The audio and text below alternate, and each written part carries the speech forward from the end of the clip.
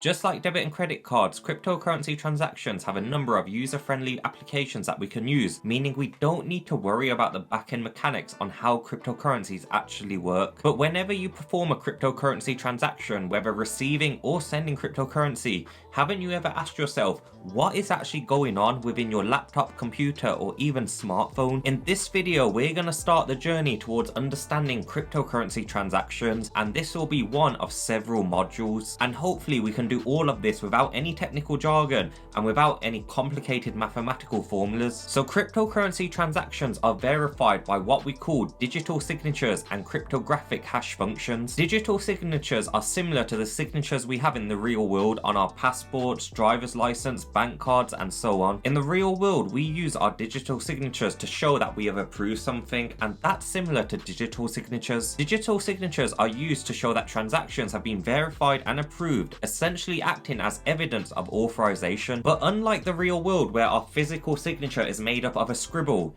in the digital world, digital signatures are made up of two components, a private key and a public key. And as it says on the tin, the public key stays public and the private key stays private. Now, your digital signature is not the same signature for every single transaction that you perform, and producing your digital signature requires your private key and 256 bits of data. The private key ensures that only you can make that transaction, and the private key changes every single time based on a number of data factors at that pinpoint in time. The private key makes it almost impossible for someone to forge your signature. Digital signatures are also verified using the public key. When performing a transaction, an output message is generated dictating true or false, indicating whether that digital signature was created by the private key associated with the public key. And later on in the series, we'll go more in depth with private and public keys. Now, as mentioned, digital signatures are very sensitive to changes in data. As a result, any change in data will completely change the digital signature. Even just changing one bit of data in 100 million terabyte document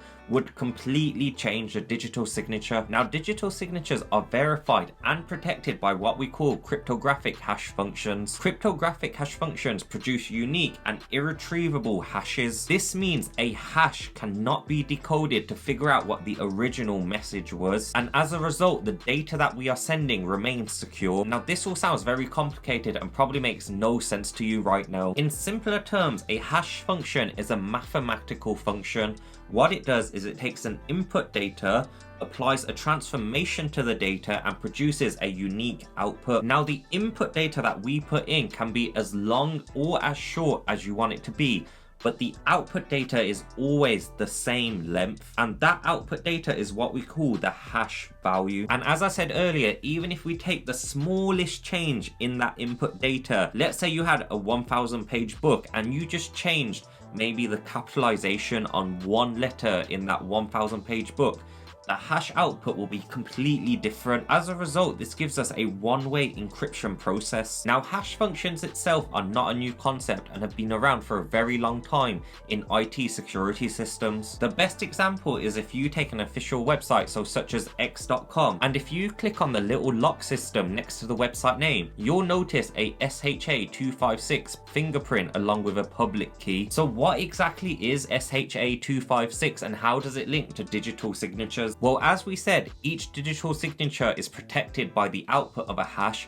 and that hash has to be a certain length. So if we took a sentence such as subscribe to SandhuTalks and ran it through a cryptographic hash system, we would get a combination such as this, which is 256 bits of data known as the hash value. Now, each bit of data only has two possible outcomes, 0 or 1. As a result, with SHA-256, the number of unique combinations is 2 to the power of 256. Now, the larger the bit hash, so let's say SHA-1000, the more amount of unique combinations you can have. But given today's technology, SHA-256 is unbreakable. As a result, it is impossible to decode that output hash to understand what the original message was. And these two fundamental concepts of digital signatures and SHA-256 are the bedrock to how cryptocurrencies work, but we'll touch on them in more detail further throughout the series. Subscribe for the next video in which we will discuss what is blockchain.